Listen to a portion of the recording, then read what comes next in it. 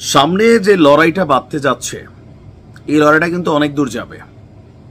কারণ আস্তে আস্তে বিএনপির সাথে সরকারের যে দূরত্ব সেটা বড় আকার ধারণ করছে। কেউ কেউ বলছেন যে এই জুলাই আগস্ট অভ্যুত্থানে সবচেয়ে বেশি বেনিফিটেড কারা হয়েছেন, এর মধ্যে ডক্টর মোহাম্মদ ইউনূস তিনি নাম্বার 1-এ আছেন। অনেক কিছু তিনি ব্যবসা বাণিজ্য, তার ব্যক্তি জীবনের মামলা টামলা, এনবিআর এর ট্যাক্স টোক্স, মানে অন্য একটা লেভেলে তিনি তার সম্মান যেটা তিনি হয়তো ডিজার্ভ করতেন এতদিন বাংলাদেশে সেটা তিনি পাইছেন। এমনকি প্রধান উপদেষ্টা পদটাতে বসার পর তিনি অনেক কিছু করছেন, ওনার জন্য নিজের জন্যও করছেন, দেশের জন্য করতেছেন। তবে উনি নিজের জন্য যা করছেন, যে 616 কোটি টাকা মাফ হয়েছে, এগুলো নিয়ে মানুষের এত কনসার্ন নাই। কিন্তু রাজনীতিবিদরা যখনই তিনি মানবিক করিডোর নিয়ে হাত দিলেন, যখনই তিনি চট্টগ্রাম বন্দর নিয়ে হাত দিলেন, তখনই কিন্তু রাজনীতিবিদরা সজাগ হইয়া উঠছে। বিশেষ করে আমি দেখছি জনাব তারেক রহমানকে, তিনি আস্তে আস্তে কঠোর ভাষা প্রয়োগে যাচ্ছেন, তবে ডিপ্লোম্যাটিক ল্যাঙ্গুয়েজের মাধ্যমে।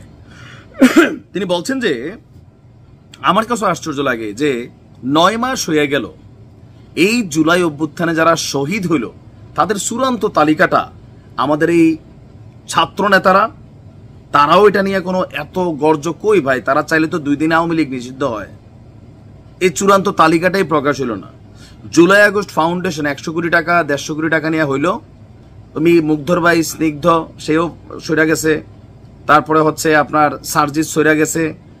মানে যতক্ষণ এখানে মধু ছিল অনেকেই ছিল, মধু নাই, আস্তে আস্তে এখানে থাইকার ফয়দা নাই। তারপর হচ্ছে পলিটিক্যাল পার্টি মুভমেন্টে গেছে। কিন্তু এই আহত ছাত্র এবং নিহত ছাত্ররা, জনতারা, তাদের ভর্তুকি ক্ষতিপূরণ কে কোথায় পাইলো আমরা দেখলাম না ঠিক মতো।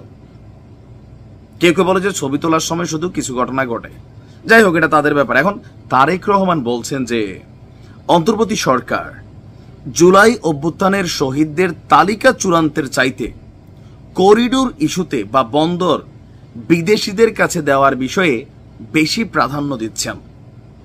আর করিডোর বা বন্দরের বিষয়ে বর্তমান সরকার নয়, নির্বাচিত জনগণের সরকার সিদ্ধান্ত নিবে যে বাংলাদেশের ভেতর দিয়া মিয়ানমার মানবিক করিডোর পাবে কিনা। বাংলাদেশের চট্টগ্রাম বন্দর এটা ম্যানেজমেন্ট কাদের কাছে যাবে?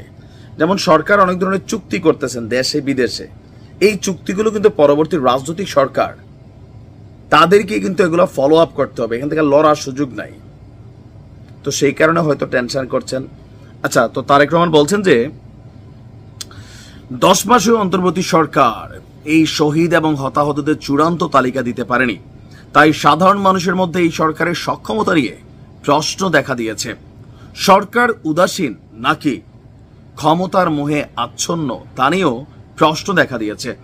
মনে হচ্ছে বর্তমান সরকার শহীদদের চূড়ান্ত তালিকার চাইতে করিডোর ইস্যু বা বন্দর বিদেশিদের কাছে দেয়ার বিষয়ে বেশি প্রাধান্য দিচ্ছে। তার বক্তব্য যে বিএনপি শুরু থেকেই সরকারের কর্মপরিকল্পনা রোডম্যাপ দেওয়ার কথা বললেও সরকার তাতে সাড়া দেয়নি। সরকার বরং জাতীয় নির্বাচনের সুনির্দিষ্ট দিন তারিখের ঘোষণা দাবিকে সুকৌশলে সংস্কারের অভিনব বেড়াজালে আটকে দিয়েছে। তবে আমরা শুনছি প্রেস সচিব বলে দিছে স্পষ্ট, আগামী জানুয়ারি থেকে জুনের মধ্যে নির্বাচন, 2025-এ কোনো নির্বাচন হবে না। প্রেস সচিব বলছেন এবং বলছে যে এই সরকার চলে গেলে তিনি অনেক একা হয়ে যাবেন, এটা হবেন সেটা হবেন, আবেগী বক্তব্য দিচ্ছেন।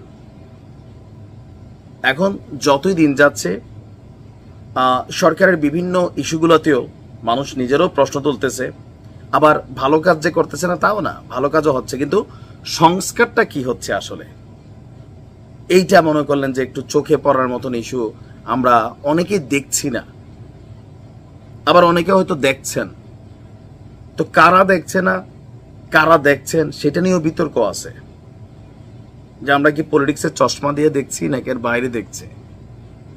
তবে ডক্টর মোহাম্মদ ইউনূস সরকার ক্ষমতায় আসার পর উল্লেখযোগ্য অ্যাচিভমেন্টাল, বাংলাদেশের জন্য কাঁপাই দেওয়া, হিলারিয়াস কোনো বড় ধরনের ভূমিকা আসলে করছেন কিনা আমি নিজেও মাঝে মাঝে খুঁজি।